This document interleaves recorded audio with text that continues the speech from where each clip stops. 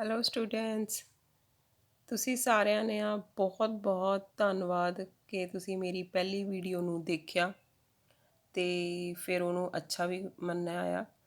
ਤਾਂ ਆਪਣਾ ਹੁਣ ਦੂਸਰਾ ਟੌਪਿਕ ਸ਼ੁਰੂ ਕਰਨ ਲੱਗੇ ਹਾਂ। ਜਿਵੇਂ ਤੁਸੀਂ ਸਾਰੇ ਜਾਣਿਆਂ ਨੇ ਦੇਖਿਆ ਕਿ ਦੂਸਰਾ ਟੌਪਿਕ ਹੈ ਆਪਣਾ unit operation in food processing. ਪਹਿਲਾ ਸੀਗਾ ਆਪਣਾ ਫੂਡ ਪ੍ਰੋਸੈਸਿੰਗ, ਜੋ ਕਿ ਆਪਾਂ ਪੂਰੀ ਡਿਟੇਲ ਦੇ ਵਿੱਚ ਕੀਤਾ ਹੈਗਾ। ਹੁਣ ਯੂਨਿਟ ਆਪਰੇਸ਼ਨ, ਤੁਸੀਂ ਸੋਚਦੇ ਹੋਗੇ ਵੀ ਮੈਡਮ ਯੂਨਿਟ ਕੀ ਚੀਜ਼ ਹੁੰਦੀ ਹੈ। ਯੂਨਿਟ ਆਪਰੇਸ਼ਨ ਜਿੱਥੇ ਕੋਈ ਕੰਮ ਕੀਤਾ ਜਾਂਦਾ। ਤੁਸੀਂ ਸਾਰਿਆਂ ਨੇ ਆਪਰੇਸ਼ਨ ਵਰਡ ਸ਼ਾਇਦ ਸੁਣਿਆ ਹੋਇਆ, ਸਿਰਫ ਕਿਸ ਵਾਸਤੇ? ਡਾਕਟਰਸ ਦਾ, ਜਾਂ ਮਤਲਬ ਕਹਿ ਰਹੇ ਹੌਸਪੀਟਲਸ ਦੇ ਵਿੱਚ। ਠੀਕ ਹੈ, ਇਹੀ ਸਮਝਦੇ ਹੋ ਤੁਸੀਂ ਸਾਰੇ ਜਾਣੇ। ਤਾਂ ਯੂਨਿਟ ਇੱਕ ਇਕਾਈ। ਜਨਰਲ ਫਾਊਂਡੇਸ਼ਨ ਦੀਆਂ ਤੁਹਾਨੂੰ 3 ਵੀਡੀਓਜ਼ ਅਸੀਂ ਸੈਂਡ ਕਰ ਚੁੱਕੇ ਹਾਂ, ਜਿਹਦੇ 'ਚ ਪਹਿਲਾਂ ਹੀ ਤੁਸੀਂ ਉਦਯੋਗਿਕ ਇਕਾਈ ਪੜ੍ਹਦੇ ਹੋ। ਤਾਂ ਯੂਨਿਟ ਇੱਕ ਇਕਾਈ ਜਾਂ ਇੱਕ ਹਿੱਸਾ, ਇੱਕ ਅਜਿਹਾ ਭਾਗ ਜਿੱਥੇ ਕੋਈ ਕੰਮ ਕੀਤਾ ਜਾਂਦਾ ਹੈ। ਆਪਰੇਸ਼ਨ ਤੁਸੀਂ ਸਾਰੇ ਸਮਝਦੇ ਹੋ, ਜਿੱਥੇ ਚੀਰ ਫਾੜ ਕੀਤੀ ਜਾਂਦੀ ਹੈ, ਜਿੱਥੇ ਇੱਕ ਵਿਅਕਤੀ ਨੂੰ ਖੋਲ੍ਹ ਕੇ ਉਸ ਦੇ ਕੁਝ ਵੀ ਤਰ੍ਹਾਂ ਦੇ ਆਪਰੇਸ਼ਨ ਕੀਤੇ ਜਾਂਦੇ ਨੇ। ਲੇਕਿਨ ਫੂਡ ਪ੍ਰੋਸੈਸਿੰਗ ਦੇ ਵਿੱਚ ਅਸੀਂ ਕੀ ਕਰਦੇ ਹਾਂ? ਫੂਡ ਪ੍ਰੋਸੈਸਿੰਗ 'ਚ ਵੀ ਅਸੀਂ ਆਪਰੇਸ਼ਨ ਕਰਦੇ ਹਾਂ। ਕਿਸ ਨਾਲ ਆਪਰੇਸ਼ਨ ਕਰਦੇ ਹਾਂ? ਸਾਡੇ ਫਲਾਂ ਨਾਲ, ਸਾਡੀਆਂ ਸਬਜ਼ੀਆਂ ਨਾਲ, ਠੀਕ ਹੈ, ਸਾਡੇ ਖਾਣ ਪੀਣ ਵਾਲੀਆਂ ਹੋਰ ਦੂਸਰੀਆਂ ਵਸਤਾਂ ਦੇ ਨਾਲ। ਜਿਵੇਂ ਤੁਸੀਂ ਸਾਰੇ ਜਾਣੇ ਸੋਚੋ, ਅੱਜ ਕੱਲ੍ਹ ਕੀ ਹੈ ਮੌਸਮ ਕਾਹਦਾ ਸਭ ਨੂੰ ਪਸੰਦ ਹੈ? ਮੈਂਗੋਜ਼। ਤਾਂ ਮੈਂਗੋ ਐਜ਼ ਇਟ ਇਜ਼ ਵੀ ਖਾਂਦੇ ਹਾਂ, ਆਈਸਕ੍ਰੀਮ ਬਣਾ ਕੇ ਖਾਂਦੇ ਹਾਂ, ਕੋਈ ਮੈਂਗੋ ਸ਼ੇਕ ਬਣਾ ਕੇ ਪੀਂਦਾ ਹੈ, ਕੋਈ ਆਮ ਰਸ ਬਣਾ ਕੇ ਪੀਂਦਾ ਹੈ, ਠੀਕ ਹੈ, ਕਈ ਲੋਕ ਆਮ ਦੀ ਚਟਨੀ ਬਣਾ ਕੇ ਖਾਂਦੇ ਆ। ਤਾਂ ਇਹ ਸਾਰੇ ਆਪਰੇਸ਼ਨਸ ਨੇ। ਲੇਕਿਨ ਇਸ ਆਪਰੇਸ਼ਨਸ ਨੂੰ ਕਰਨ ਦੇ ਲਈ ਜਿਹੜੇ ਪੜਾਅ 'ਤੇ ਸਾਨੂੰ ਜਾਣਾ ਪੈਂਦਾ, ਜੋ ਸਾਨੂੰ ਕੰਮ ਕਰਨਾ ਪੈਂਦਾ, ਉਸ ਨੂੰ ਕੀ ਕਹਿੰਦੇ ਆ ਸਟੂਡੈਂਟਸ? Unit operation. ਹੁਣ ਦੇਖੋ, ਤੁਸੀਂ ਸਭ ਤੋਂ ਪਹਿਲਾਂ ਦੇਖਦੇ ਹੋ ਕਿ ਯੂਨਿਟ ਆਪਰੇਸ਼ਨ ਦੇ ਵਿੱਚ ਕੀ ਯੂਜ਼ ਹੁੰਦਾ ਹੈ। ਮਟੀਰੀਅਲ ਹੈਂਡਲਿੰਗ, ਦੂਸਰਾ ਕਲੀਨਿੰਗ, ਫਿਰ separation, size reduction, fluid flow, mixing, heat transfer. ਅਗਲਾ ਦੇਖੋ, ਕੰਸਨਟ੍ਰੇਸ਼ਨ, ਡਰਾਇੰਗ, ਫਾਰਮਿੰਗ, ਪੈਕੇਜਿੰਗ, ਕੰਟਰੋਲਿੰਗ। ਇਹ ਸਾਰੇ ਸਟੈਪਸ ਨੇ ਜਾਂ ਪੜਾਅ ਨੇ ਜਿਹੜੇ ਕਿ ਯੂਨਿਟ ਆਪਰੇਸ਼ਨਸ ਦੇ ਸਮੇਂ ਆਪਾਂ ਨੂੰ ਕ੍ਰਾਸ ਕਰਨੇ ਪੈਣਗੇ। ਸਭ ਤੋਂ ਪਹਿਲਾਂ ਮਟੀਰੀਅਲ ਹੈਂਡਲਿੰਗ ਸਮਝਦੇ ਹੋ ਨਾ ਤੁਸੀਂ ਸਾਰੇ? ਮਟੀਰੀਅਲ ਕੋਈ ਵੀ ਕਿਸੇ ਵੀ ਤਰ੍ਹਾਂ ਦਾ ਭੋਜਨ ਪਦਾਰਥ, ਕਿਸੇ ਵੀ ਤਰ੍ਹਾਂ ਦੀ ਜਿਹਦੀ ਅਸੀਂ ਜਿਹੜੇ ਪ੍ਰੋਡਕਟ ਦੀ ਪ੍ਰੋਸੈਸਿੰਗ ਕਰਨੀ ਹੈ, ਉਸੇ ਮੁਤਾਬਿਕ ਅਸੀਂ ਉਸ ਨੂੰ ਕਿਵੇਂ ਕਰਾਂਗੇ। ਮੰਨ ਲਓ ਕਿ ਤੁਸੀਂ ਬਨਾਨਾਸ ਲੈ ਕੇ ਆਏ ਹੋ, ਤਾਂ ਬਨਾਨਾਸ ਨੂੰ ਕਿਵੇਂ ਹੈਂਡਲ ਕਰਨਾ ਹੈ। ਮੈਂਗੋਜ਼ ਲੈ ਕੇ ਆਏ, ਮੈਂਗੋਜ਼ ਨੂੰ ਕਿਵੇਂ ਹੈਂਡਲ ਕਰਨਾ ਹੈ।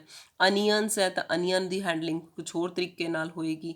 ਜਿਹੜਾ ਵੀ ਫਰੂਟ, ਜਿਹੜੀ ਵੀ ਵੈਜੀਟੇਬਲ ਤੁਸੀਂ ਲੈ ਕੇ ਆਓਗੇ, ਉਸ ਦਾ ਪਹਿਲੇ ਮਟੀਰੀਅਲ ਹੈਂਡਲਿੰਗ। ਇੱਥੋਂ ਕਿ ਮਟੀਰੀਅਲ ਹੈਂਡਲਿੰਗ ਦੇ ਵਿੱਚ ਕੀ ਹੈ? ਟਰਾਂਸਪੋਰਟ ਵੀ ਆਏਗੀ ਸਟੂਡੈਂਟਸ। ਸਾਰਾ ਟਰਾਂਸਪੋਰਟ ਜਿਹੜੇ ਕਿ ਕੱਚੇ ਮਾਲ ਤੋਂ ਲੈ ਕੇ ਆਪਣੀ ਇੰਡਸਟਰੀ ਦੇ ਅੰਦਰ ਤੱਕ ਪਹੁੰਚਣ ਨੂੰ ਸਾਰਾ ਮਟੀਰੀਅਲ ਹੈਂਡਲਿੰਗ ਹੋਏਗਾ। ਠੀਕ ਹੈ ਸਟੂਡੈਂਟਸ? ਤਾਂ ਹੀ ਸਭ ਤੋਂ ਪਹਿਲਾਂ ਤੁਸੀਂ ਦੇਖਿਆ ਹੋਇਆ ਕਿ ਬਣਾਇਆ ਹੋਇਆ ਇੱਕ truck, means transport, material handling. ਦੂਸਰਾ ਪੁਆਇੰਟ ਕੀ ਹੈ? ਕਲੀਨਿੰਗ। ਕਿਸੇ ਵੀ, ਚਾਹੇ ਅੱਜ ਦੀ ਡੇਟ ਦੇ ਵਿੱਚ ਜਿਹੜਾ ਕਰੋਨਾ ਹੈ, ਉਹ ਸਭ ਤੋਂ ਇੰਪੋਰਟੈਂਟ ਪੁਆਇੰਟ ਬਣ ਚੁੱਕਿਆ ਸਾਡੇ ਵਾਸਤੇ। ਇਹ ਪਹਿਲਾਂ ਵੀ ਸੀ ਪ੍ਰੋਸੈਸਿੰਗ ਦੇ ਵਿੱਚ, ਇਹ ਸਾਰੀਆਂ ਚੀਜ਼ਾਂ ਪਹਿਲਾਂ ਵੀ ਸੀ, ਪਰ ਅੱਜ ਦੀ ਡੇਟ ਵਿੱਚ ਇਸ ਨੂੰ ਇੱਕ ਹੋਰ ਮੋਟਿਵ ਦੇ ਨਾਲ ਆਉਣ ਦਾ ਪੂਰਾ ਇੱਕ ਜ਼ਰੀਆ ਬਣ ਚੁੱਕਿਆ ਹੈ।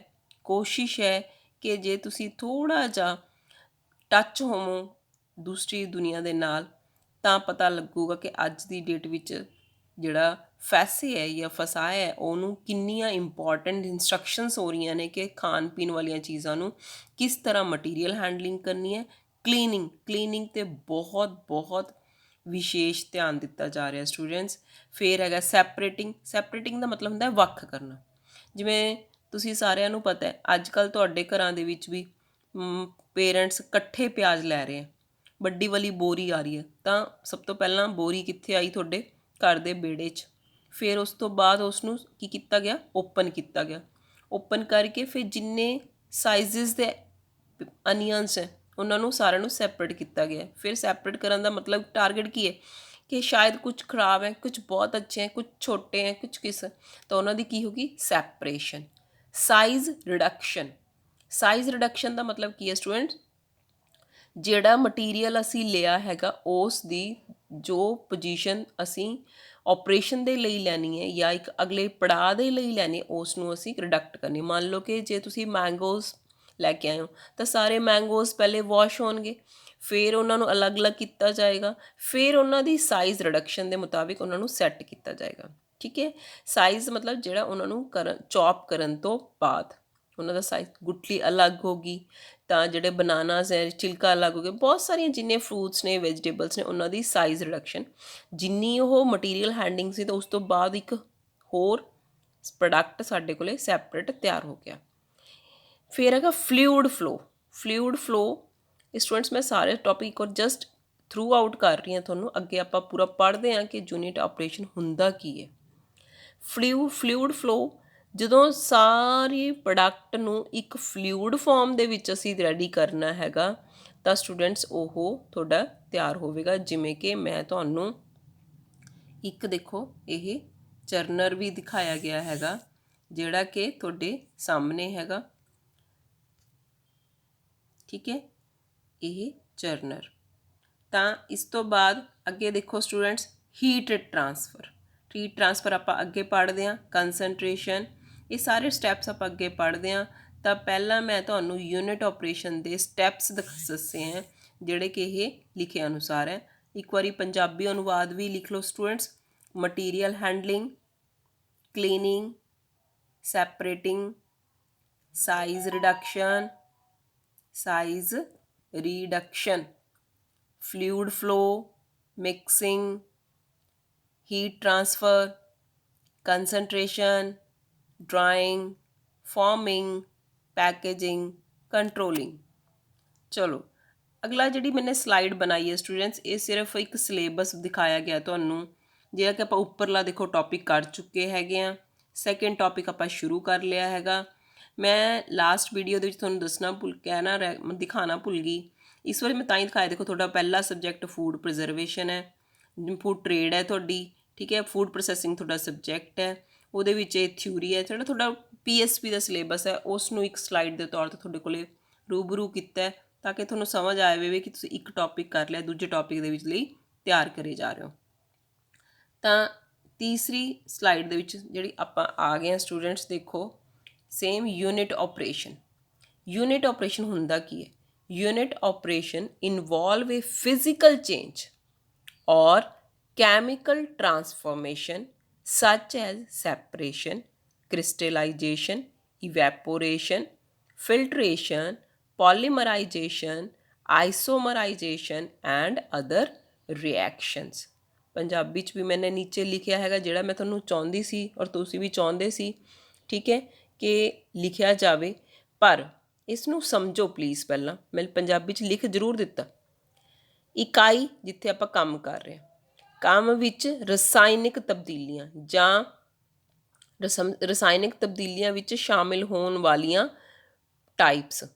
ਸਭ ਤੋਂ ਪਹਿਲਾਂ ਕ੍ਰਿਸਟਲਾਈਜੇਸ਼ਨ। ਕ੍ਰਿਸਟਲਾਈਜੇਸ਼ਨ ਨਾਲ ਪੰਜਾਬੀ 'ਚ ਲਿਖ ਲਓ ਸਟੂਡੈਂਟਸ ਰਵੇ। ਕ੍ਰਿਸਟਲਾਈਜੇਸ਼ਨ ਕੀ ਹੁੰਦੀ ਹੈ? ਰਵੇ। ਕਿਸੇ ਪਦਾਰਥ ਨੂੰ ਜਦੋਂ ਅਸੀਂ ਅਲੱਗ-ਅਲੱਗ ਫਾਰਮਸ ਦੇ ਵਿੱਚ ਕ੍ਰਿਸਟਲਾਈਜ਼ ਕਰ ਲੈਂਦੇ ਹਾਂ ਔਰ ਰਵੇ ਬਣ ਜਾਂਦੇ ਨੇ ਸਾਡੇ ਕੋਲੇ। ਤੁਸੀਂ ਸਾਇੰਸ ਪ੍ਰੈਕਟੀਕਲ ਫਾਈਲ ਦੇ ਵਿੱਚ ਵੀ ਵਰਡ ਯੂਜ਼ ਕੀਤਾ ਹੋਇਆ ਰਵੇ, ਕ੍ਰਿਸਟਲਾਈਜੇਸ਼ਨ। ਠੀਕ ਹੈ, ਪਦਾਰਥਾਂ ਦਾ ਕ੍ਰਿਸਟਲਾਈਜੇਸ਼ਨ ਕੀਤਾ। ਇਵੈਪੋਰੇਸ਼ਨ, ਇਵੈਪੋਰੇਸ਼ਨ ਸਾਰਿਆਂ ਨੂੰ ਪਤਾ ਹੈਗਾ, ਜਦੋਂ ਕਿਸੇ ਚੀਜ਼ ਦੇ ਨੂੰ ਗਰਮ ਕਰਕੇ ਉਹਦੀ ਭਾਫ਼ ਉੱਡ ਜਾਂਦੀ ਹੈ ਅਤੇ ਪਿੱਛੇ ਬਣੇ ਹੋਏ ਵਾਸ਼ਪ ਜਿਹੜਾ ਬਚਦਾ ਉਹ ਪ੍ਰੋਸੈਸ ਕਿਹੜੀ ਹੁੰਦੀ ਹੈ? ਇਵੈਪੋਰੇਸ਼ਨ। ਉਹ ਪ੍ਰੋਸੈਸ ਪੂਰੀ ਹੋਣ ਤੋਂ ਬਾਅਦ ਸਟੂਡੈਂਟਸ ਉਸ ਫਲੂਇਡ ਨੂੰ ਕੀ ਕੀਤਾ ਜਾਂਦਾ? ਫਿਲਟਰ ਕੀਤਾ ਜਾਂਦਾ। ਜਦੋਂ ਉਹਨਾਂ ਨੂੰ ਫਿਲਟਰ ਕਰਿਆ ਜਾਂਦਾ ਫਿਰ ਉਹਨਾਂ ਨੂੰ ਅਲੱਗ-ਅਲੱਗ ਬੜਿਆਂ ਪੋਲੀਮਰਾਈਜ਼ ਕੀਤਾ ਜਾਂਦਾ। ਪੋਲੀ ਦਾ ਮਤਲਬ ਹੁੰਦਾ ਜਦੋਂ ਇੱਕ ਬਲਕ ਨੂੰ ਵੱਡੇ ਤੌਰ 'ਤੇ ਉਹਦੀ ਕੈਮੀਕਲ ਰਿਐਕਸ਼ਨ ਦੇ ਰਾਹੀਂ ਕੀਤਾ ਜਾਵੇ।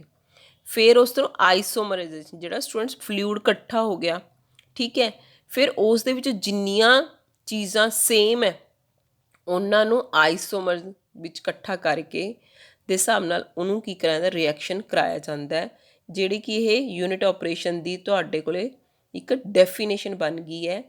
ਕੀ ਲਿਖਿਆ ਮੈਨੇ? ਇਕਾਈ ਦੇ ਕੰਮ ਵਿੱਚ ਇੱਕ ਰਸਾਇਣਿਕ ਤਬਦੀਲੀ ਜਾਂ ਰਸਾਇਣਿਕ ਤਬਦੀਲੀ ਸ਼ਾਮਿਲ ਹੁੰਦੀ ਹੈ, ਜਿਵੇਂ ਕ੍ਰਿਸਟਲਾਈਜੇਸ਼ਨ, ਇਵੈਪੋਰੇਸ਼ਨ, ਫਿਲਟਰੇਸ਼ਨ, ਪੋਲੀਮਰਾਈਜੇਸ਼ਨ, ਆਈਸੋਮਰਾਈਜੇਸ਼ਨ। ਹੁਣ ਇਸ ਪ੍ਰਕਿਰਿਆ 'ਚ ਹੁੰਦਾ ਕੀ ਹੈ ਸਟੂਡੈਂਟਸ? ਇਸ ਪ੍ਰਕਿਰਿਆ ਦੇ ਵਿੱਚ ਜਿਹੜੀ ਚੀਜ਼ ਸਾਨੂੰ ਚਾਹੀਦੀ ਹੈ, ਡਿਜ਼ਾਇਰ ਕੀ ਹੁੰਦੀ ਹੈ? ਇੱਛਾ। ਜਿਹੜਾ ਸਮਾਨ ਅਸੀਂ ਤਿਆਰ ਕਰਨਾ ਚਾਹੁੰਦੇ ਹਾਂ, ਜਿਹੜਾ ਸਮਾਨ ਅਸੀਂ ਤਿਆਰ ਕਰਕੇ ਅੱਗੇ ਇੱਕ ਫਾਰਮ ਦੇ ਵਿੱਚ ਭੇਜਣਾ ਹੈਗਾ ਤਿਆਰ ਕਰਕੇ, ਉਹਨੂੰ ਕੀ ਕਿਹਾ ਗਿਆ ਹੈਗਾ? ਇਸ ਪ੍ਰਕਿਰਿਆ ਵਿੱਚ ਸ਼ੁਰੂਆਤੀ ਸਮੱਗਰੀ ਜਾਂ ਫੀਡ ਪ੍ਰੋਡਕਟਸ ਤੋਂ ਲੋੜੀਂਦੇ ਉਤਪਾਦ ਪ੍ਰਾਪਤ ਕਰਨ ਲਈ ਬਹੁਤ ਸਾਰੇ ਯੂਨਿਟ ਆਪਰੇਸ਼ਨ ਦੀ ਜ਼ਰੂਰਤ ਹੋ ਸਕਦੀ ਹੈ। ਮੈਂ ਤੁਹਾਨੂੰ ਬਾਰ-ਬਾਰ ਕਹਿ ਰਹੀ ਹਾਂ ਸਟੂਡੈਂਟਸ, ਕਿਸੇ ਵੀ ਫੂਡ ਪ੍ਰੋਡਕਟ ਤੋਂ ਜਦੋਂ ਇੱਕ ਨਵੀਂ ਫਾਰਮ ਤਿਆਰ ਕਰੀ ਜਾਂਦੀ ਹੈ, ਉਹ ਜਿਹੜੇ ਪੜਾਅ ਦੇ ਵਿੱਚ ਲੰਘਦਾ, ਉਹ ਸਾਰੇ ਪੜਾਅ ਕੀ ਨੇ? Unit operation. ਇੱਕ ਫਲੋ ਚਾਰਟ ਦੇ ਵਿੱਚ ਦੱਸਣ ਦੀ ਕੋਸ਼ਿਸ਼ ਕੀਤੀ ਹੈ ਮੈਨੇ। ਫਲੋ ਚਾਰਟ ਦੇਖੋ ਸਟੂਡੈਂਟਸ ਸਾਰੇ ਜਾਣੇ। ਇੱਕ ਨੰਬਰ 'ਤੇ ਕੀ ਹੈ? Raw material. ਕੀ ਹੈ ਸਟੂਡੈਂਟਸ? ਰॉ ਮਟੀਰੀਅਲ, ਕੱਚਾ ਮਾਲ। ਜਦੋਂ ਕੱਚਾ ਮਾਲ, ਜਿਵੇਂ ਸਾਡਾ ਕੋਈ ਵੀ ਫੂਡ ਪ੍ਰੋਡਕਟ ਹੋ ਸਕਦਾ, ਉਸ ਨੂੰ ਕਿੱਥੇ ਲਿਆਵਾਂਗੇ ਅਸੀਂ? ਯੂਨਿਟ ਆਪਰੇਸ਼ਨ ਦੇ ਵਿੱਚ। ਯੂਨਿਟ ਆਪਰੇਸ਼ਨ ਦੇ ਵਿੱਚ ਉਹ ਕੀ ਕਰੂਗਾ? ਜਿੰਨੀ ਉੱਥੇ ਐਨਰਜੀ ਯੂਜ਼ ਹੋਊਗੀ, ਮਤਲਬ ਜਿਵੇਂ ਪਹਿਲਾਂ ਉਹ ਉਸ ਦੀ ਸਾਰਿਆਂ ਦੀ ਕਲੀਨਿੰਗ ਹੋਏਗੀ ਸਟੂਡੈਂਟਸ, ਫਿਰ ਚੌਪਿੰਗ ਹੋਏਗੀ, ਫਿਰ ਫਲੂ ਬਣੇਗਾ, ਫਿਰ ਉਸ ਨੂੰ ਜਿਹਨੂੰ ਇਵੈਪੋਰੇਟ ਕੀਤਾ ਜਾਏਗਾ, ਫਿਰ ਉਸ ਨੂੰ ਕ੍ਰਿਸਟਲਾਈਜ਼ ਕੀਤਾ ਜਾਏਗਾ। ਸਾਰੀਆਂ ਪ੍ਰੋਸੈਸ ਇੱਥੇ ਕਿੱਥੇ ਗੁਜ਼ਰਨਗੀਆਂ? ਇਹ ਯੂਨਿਟ ਆਪਰੇਸ਼ਨ ਦੇ ਵਿੱਚ।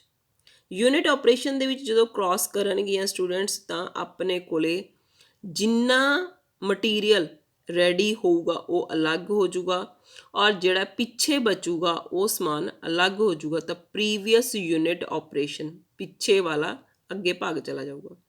ਅਤੇ ਉਸ ਤੋਂ ਬਾਅਦ ਯੂਨਿਟ ਆਪਰੇਸ਼ਨ ਤੋਂ ਬਾਅਦ ਅਗਲਾ ਯੂਨਿਟ ਆਪਰੇਸ਼ਨ ਤਿਆਰ ਹੋਊਗਾ, ਜਿੱਥੇ ਕਿ ਬਾਏ ਪ੍ਰੋਡਕਟ। ਬਾਏ ਪ੍ਰੋਡਕਟ ਮਤਲਬ ਸਟੂਡੈਂਟਸ ਜਿੱਥੇ ਸਾਡਾ ਸਮਾਨ ਤਿਆਰ ਹੋ ਜਾਊਗਾ, ਜਿੱਥੇ ਸਾਡਾ ਸਮਾਨ ਤਿਆਰ ਹੋ ਜਾਊਗਾ। ਇਹ ਮੈਂ ਤੁਹਾਨੂੰ ਪ੍ਰੋਸੈਸ ਜਿਵੇਂ ਦੱਸੀ ਹੈਗੀ ਹੈ ਸਾਰੀ, ਇੱਕ ਪਿਕਚਰ ਦੇ ਰਾਹੀਂ ਦੱਸਣ ਦੀ ਕੋਸ਼ਿਸ਼ ਕੀਤੀ ਹੈ। ਫਲੂਇਡ ਦੀ ਹੈ, ਦੇਖੋ ਸਟੂਡੈਂਟ, ਜਿਹੜੇ ਉੱਪਰ ਵਾਲੀ ਹੈਗੀ ਹੈ, ਇਸ ਪਾਈਪ ਦੇ ਵਿੱਚ ਪਹਿਲਾਂ ਤੁਹਾਡਾ ਜਦੋਂ ਤੁਹਾਡੀ ਕਿਸੇ ਵੀ ਫਲੂਇਡ ਨੂੰ ਜਾਂ ਕਿਸੇ ਵੀ ਇੱਕ ਪ੍ਰੋਡਕਟ ਦੇ ਸਮਾਨ ਨੂੰ ਇੱਥੇ ਪਾਇਆ ਜਾਊਗਾ, ਤਾਂ ਉਹ ਸੈਕਸ਼ਨ ਫਲੂਇਡ ਸੈਕਸ਼ਨ ਹੋਊਗਾ। ਫਲੂਇਡ ਸੈਕਸ਼ਨ ਐਨਰਜੀ ਦੇ ਨਾਲ ਉਸ ਨੂੰ ਅੱਗੇ ਮੇਨ ਪ੍ਰੋਸੈਸ ਦੇ ਵਿੱਚ ਲੈ ਕੇ ਜਾਊਗਾ। ਮੇਨ ਪ੍ਰੋਸੈਸ ਉਸ ਨੂੰ ਸਟੂਡੈਂਟਸ ਪੂਰਾ ਕ੍ਰਿਸਟਲਾਈਜ਼, ਇਵੈਪੋਰੇਟ, ਸਟਰਲਾਈਜ਼ਡ ਕਰਕੇ ਅਗਲੇ ਪੜਾਅ ਦੇ ਵਿੱਚ ਭੇਜ ਦੇਵੇਗਾ। ਇਹ ਜਿਹੜੀ ਡਾਇਗਰਾਮ ਬਣਾਈ ਗਈ ਹੈ, ਇਹ ਫਲੂਇਡ ਫਲੋ ਦੀ ਹੈ। ਕਿਹਦੀ ਡਾਇਗਰਾਮ ਹੈ ਸਟੂਡੈਂਟਸ? ਫਲੂਇਡ ਫਲੋ ਦੀ। ਫਲੂਇਡ ਫਲੋ ਜਦੋਂ ਪ੍ਰੋਸੈਸ ਪੂਰੀ ਹੋ ਜੂਗੀ, ਤਾਂ ਇੱਕ ਜਗ੍ਹਾ 'ਤੇ ਜਾ ਕੇ ਉਸ ਨੂੰ ਦੂਸਰੀ ਪ੍ਰੋਸੈਸ ਦੇ ਵਿੱਚ ਚੇਂਜ ਕੀਤਾ ਜਾਊਗਾ। ਉਹ ਕਿਹੜੀ ਹੈ students? Heat transfer. Heat transfer conduction ਵੀ ਹੋ ਸਕਦੀ ਹੈ, ਕਨਵੈਕਸ਼ਨ ਵੀ ਹੋ ਸਕਦੀ ਹੈ, ਰੇਡੀਏਸ਼ਨਸ ਹੋ ਸਕਦੀਆਂ ਨੇ, ਬਹੁਤ ਸਾਰੀਆਂ ਪ੍ਰੋਸੈਸ ਹੋਣਗੀਆਂ। ਸਾਰਿਆਂ ਦਾ ਡਿਫਰੈਂਟ ਪ੍ਰੋਸੈਸ ਹੁੰਦਾ, ਜਿਹੜਾ ਕਿ ਅਸੀਂ ਦੇਖਾਂਗੇ ਅਤੇ ਸਮਝਾਂਗੇ ਕਿ ਕੀ ਹੈ। ਤਾਂ ਸਟੂਡੈਂਟਸ ਤੁਸੀਂ ਹੁਣ ਤੱਕ ਯੂਨਿਟ ਆਪਰੇਸ਼ਨ ਦੀ ਪਰਿਭਾਸ਼ਾ, ਯੂਨਿਟ ਆਪਰੇਸ਼ਨ ਦੇ ਪੜਾਅ ਅਤੇ ਇਹਨਾਂ ਦੇ ਵਿੱਚੋਂ ਫਲੂਇਡ ਫਲੋ ਅਤੇ ਹੀਟ ਟਰਾਂਸਫਰ ਨੂੰ ਵੀ ਦੇਖ ਲਿਆ ਹੈਗਾ। ਅਗਲਾ ਬਹੁਤ ਇੰਪੋਰਟੈਂਟ ਟੌਪਿਕ ਹੈ, ਤੁਹਾਡੇ ਵਾਸਤੇ ਨਵਾਂ ਸਟੂਡੈਂਟਸ। ਤੁਸੀਂ ਸਾਰੇ ਜਾਣੇ ਹੁਣ ਟੈਕਨੀਕਲ ਲਾਈਨ ਨਾਲ ਜੁੜ ਗਏ ਹੋ, ਤੁਹਾਨੂੰ ਇਹਨਾਂ ਸਾਰੀਆਂ ਚੀਜ਼ਾਂ ਬਾਰੇ ਆਪਾਂ ਮੰਨਦੇ ਹਾਂ ਕਿ ਨਹੀਂ ਪਤਾ। ਜਦੋਂ ਤੁਸੀਂ ਕਲਾਸ 'ਚ ਬੈਠੋਗੇ ਤਾਂ ਦੁਬਾਰਾ ਫਿਰ ਸਮਝੋਗੇ, ਤਾਂ ਫਿਰ ਸਮਝ ਆਊਗੀ। ਪਰ ਮੈਂ ਕੋਸ਼ਿਸ਼ ਕਰਦੀ ਹਾਂ ਤੁਹਾਨੂੰ ਥੋੜ੍ਹਾ ਇਸ ਬਾਰੇ ਸਮਝਾਉਣ ਦੀ। ਤਾਂ ਸਟੂਡੈਂਟਸ ਯੂਨਿਟ ਆਪਰੇਸ਼ਨ ਦੀਆਂ types. Number 1 type fluid flow process, FFP, ਜਿਹਨੂੰ ਮੈਂ ਸ਼ਾਰਟ ਫਾਰਮ ਤੁਹਾਡੇ ਵਾਸਤੇ ਦੇਤੀ ਹੈਗੀ ਹੈ FFP। ਮੈਂ ਹੁਣੇ ਤੁਹਾਨੂੰ ਉੱਪਰ ਦਿਖਾ ਕੇ ਹਟੀ ਹਾਂ। ਫਲੂਇਡ ਫਲੋ ਦੀ ਆਹ ਡਾਇਗਰਾਮ ਹੈ ਸਟੂਡੈਂਟਸ, ਜਿਹਦੇ ਵਿੱਚ ਪਹਿਲਾਂ ਸਾਰੇ ਰॉ ਮਟੀਰੀਅਲ ਤੋਂ ਫਲੂਇਡ ਤਿਆਰ ਕਰਿਆ ਗਿਆ, ਉਸ ਫਲੂਇਡ ਨੂੰ ਇਹਦੇ ਵਿੱਚ ਪਾਇਆ ਗਿਆ, ਫਿਰ ਐਨਰਜੀ ਨਾਲ ਇਹਨੂੰ ਅੱਗੇ ਪ੍ਰੋਸੈਸ ਦੇ ਵਿੱਚ ਕੰਪਲੀਟ ਸੈਕਸ਼ਨ ਦੇ ਵਿੱਚ ਪਹੁੰਚਦਾ ਕੀਤਾ ਗਿਆ ਹੈ। ਤਾਂ ਇਹ ਫਲੂਇਡ ਫਾਰਮ। ਦੂਸਰੀ ਦੇਖੋ ਦੂਸਰੀ ਤੁਹਾਡੀ ਹੈਗੀ ਹੈ HTP, heat transfer process. Heat transfer process ਦੇ ਵਿੱਚ ਕਨਵੈਕਸ਼ਨ ਵੀ ਹੋਊਗਾ, ਕੰਡਕਸ਼ਨ ਵੀ ਹੋਊਗਾ, ਰੇਡੀਏਸ਼ਨਸ। ਸਟੂਡੈਂਟਸ ਹੁਣ ਤੁਸੀਂ ਥੋੜ੍ਹਾ ਜਿਹਾ ਆਪਣੇ ਦਿਮਾਗ ਨੂੰ ਬੜਾ ਕਰੋ। ਕਿਵੇਂ? ਹੀਟ ਦੇਖੋ, ਸਨਲਾਈਟ ਵੀ ਹੀਟ ਹੈ, ਗੈਸ ਵੀ ਹੀਟ ਹੈ, ਠੀਕ ਹੈ। ਕੰਡਕਸ਼ਨਸ ਜਿਹੜੀਆਂ ਤੁਸੀਂ ਅੱਜ ਕੱਲ੍ਹ ਕੰਡਕਸ਼ਨ ਚੁੱਲ੍ਹਾ ਦੇਖਦੇ ਹੋ, ਉਹਦੇ ਨਾਲ ਤੁਸੀਂ ਦੇਖੋ ਪਲੇਟ ਹੁੰਦੀ ਹੈ ਇਸੇ ਤਰ੍ਹਾਂ ਦੀ, ਠੀਕ ਹੈ। ਰੇਡੀਏਸ਼ਨਸ ਆਉਂਦੀਆਂ ਨੇ, ਮਾਈਕ੍ਰੋਵੇਵ ਵੀ ਹੀਟ ਹੈ। ਤਾਂ ਬਹੁਤ ਸਾਰੀਆਂ ਨਵੀਆਂ ਟੈਕਨੀਕਸ ਆ ਰਹੀਆਂ ਨੇ ਜਿਹੜੇ ਕਿ ਹੀਟ ਟਰਾਂਸਫਰ ਕਰਦੀਆਂ ਨੇ ਔਰ ਭੋਜਨ ਪਦਾਰਥਾਂ ਨੂੰ ਤਿਆਰ ਕਰਦੀਆਂ ਨੇ, ਜਿਹੜੇ ਕਿ ਅੱਜ ਦੀ ਮਾਰਕੀਟ ਦਾ ਸਭ ਤੋਂ ਵੱਡੀ ਡਿਮਾਂਡ ਬਣ ਗਈ ਔਰ ਬਣ ਜੂਗੀ, ਕਿਉਂਕਿ ਕਰੋਨਾ ਸਾਡੇ ਦਿਮਾਗ ਦੇ ਆਲੇ ਦੁਆਲੇ ਇੰਨਾ ਕੁ ਆ ਚੁੱਕਿਆ ਕਿ ਹੁਣ ਸਾਨੂੰ ਹਰ ਚੀਜ਼ ਤੋਂ ਕੀ ਬਣ ਗਿਆ, ਡਰ। ਪਰ ਫਿਰ ਵੀ ਸਟੂਡੈਂਟਸ ਆਪਾਂ ਇਸ ਫੂਡ ਪ੍ਰੋਡਕਟਸ ਨੂੰ ਇੱਕ ਅੱਛੇ ਲੈਵਲ 'ਤੇ ਲੈ ਕੇ ਜਾਵਾਂਗੇ ਤਾਂ ਕਿ ਇਹਨਾਂ ਸਾਰੀਆਂ ਚੀਜ਼ਾਂ ਤੋਂ ਵੀ ਅਸੀਂ ਬਚ ਜਾਈਏ। ਅੱਗੇ ਦੇਖੋ ਸਟੂਡੈਂਟ, ਤੀਸਰਾ ਮਾਸ ਟਰਾਂਸਫਰ ਪ੍ਰੋਸੈਸ, MTP। ਬਿਲਕੁਲ ਸਹੀ ਸਟੂਡੈਂਟਸ। ਜੇ ਹੁਣ ਇੰਡਸਟਰੀਜ਼ ਲੱਗੀਆਂ ਨੇ ਉੱਥੇ ਕੁਛ ਤੁਸੀਂ ਸੋਚ ਦੋਗੇ ਕਿਲੋ ਜਾਂ ਟਨ ਜਾਂ ਕਿਸ ਤਰ੍ਹਾਂ, ਨਹੀਂ ਸਰ, ਮਿਲੀਅਨ ਟਨਸ ਦੇ ਵਿੱਚ ਉੱਥੇ ਜਾ ਕੇ ਸਮਾਨ ਬਣੂਗਾ ਤਾਂ ਉਸ ਫਾਰਮ ਨੂੰ ਸਟੂਡੈਂਟਸ ਕੀ ਬਣਦਾ, MTP। ਜਿਵੇਂ ਤੁਸੀਂ ਇੱਕ ਪਿੰਡ ਦੀ ਇੱਕ ਦੁਕਾਨ 'ਤੇ ਹੀ ਸਾਰਾ ਸਮਾਨ ਮਿਲ ਹੀ ਜਾਂਦਾ, ਇੱਕ ਕਸਬੇ ਦੇ ਟਾਊਨ ਦੇ ਵਿੱਚ 6 ਜਾਂ 10 ਦੁਕਾਨਾਂ 'ਤੇ, ਇੱਕ ਡਿਸਟ੍ਰਿਕਟ ਦੇ ਵਿੱਚ ਚਲੇ ਜਾਓ 100,000 ਦੁਕਾਨਾਂ, ਇੱਕ ਤੁਸੀਂ ਫਿਰ ਅੱਗੇ ਸਟੇਟ ਦੇ ਵਿੱਚ ਚਲੇ ਜਾਓ ਤਾਂ ਤੁਹਾਨੂੰ ਉਸ ਤੋਂ ਬੜੀ ਸਬਜ਼ੀ ਮੰਡੀ ਦਿਖੂਗੀ। ਮੰਨ ਲਓ ਜੇ ਤੁਸੀਂ ਦਿੱਲੀ ਦੀ ਆਪਾਂ ਸਬਜ਼ੀ ਮੰਡੀ ਦੇਖਣ ਲੱਗ ਜਾਈਏ ਤਾਂ ਆਪਣੇ ਹਿਸਾਬ ਦੇ ਮੁਤਾਬਿਕ ਤਾਂ 3 ਸ਼ਹਿਰ ਘੱਟੋ ਘੱਟ 4 ਸ਼ਹਿਰ ਜਿੰਨੀ ਆਪਾਂ ਨੂੰ ਕਿੰਨੀ ਦਿਖੂਗੀ ਸਬਜ਼ੀ ਮੰਡੀ। ਤਾਂ ਉੱਥੇ ਸਾਰਾ ਸਮਾਨ ਕਿਹਦੇ ਵਾਸਤੇ ਜਾਂਦਾ, ਸਾਰੀਆਂ ਸਟੇਟਾਂ ਵਾਸਤੇ। ਤਾਂ ਇੰਨਾ ਸਮਾਨ ਨੂੰ ਡੀਲ ਕਰਨ ਵਾਸਤੇ ਜਿਹੜੀਆਂ ਫੈਕਟਰੀਆਂ ਵੀ ਤਾਂ ਇੰਨੀਆਂ ਵੱਡੀਆਂ ਨੇ ਨਾ ਸਟੂਡੈਂਟ, ਜਿਵੇਂ ਇੱਕ ਛੋਟੀ ਜਿਹੀ ਬੇਕਰੀ 'ਤੇ ਥੋੜ੍ਹੇ ਜਿਹੇ ਬਿਸਕਿਟਸ ਬਣਦੇ ਆ, ਇੱਕ ਵੱਡੀ ਬੇਕਰੀ ਉਦੋਂ, ਇੱਕ ਫਿਰ ਜੇ ਆਪਾਂ ਹੁਣ ਸੋਚਦੇ ਹਾਂ ਕਿ ਬੌਨ ਦੀ ਕੰਪਨੀ ਦੇਖੀ ਹੋਈ ਹੋਵੇ ਆਪਾਂ ਨੇ, ਬਰਟਾਨੀਆ ਕੰਪਨੀ ਦਾ, ਉੱਥੇ ਕਿੰਨਾ ਸਮਾਨ ਬਣਦਾ।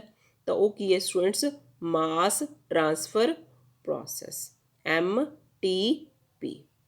ਅਗਲੀ ਦੇਖੋ ਥਰਮੋਡਾਇਨਿਕ ਪ੍ਰੋਸੈਸ।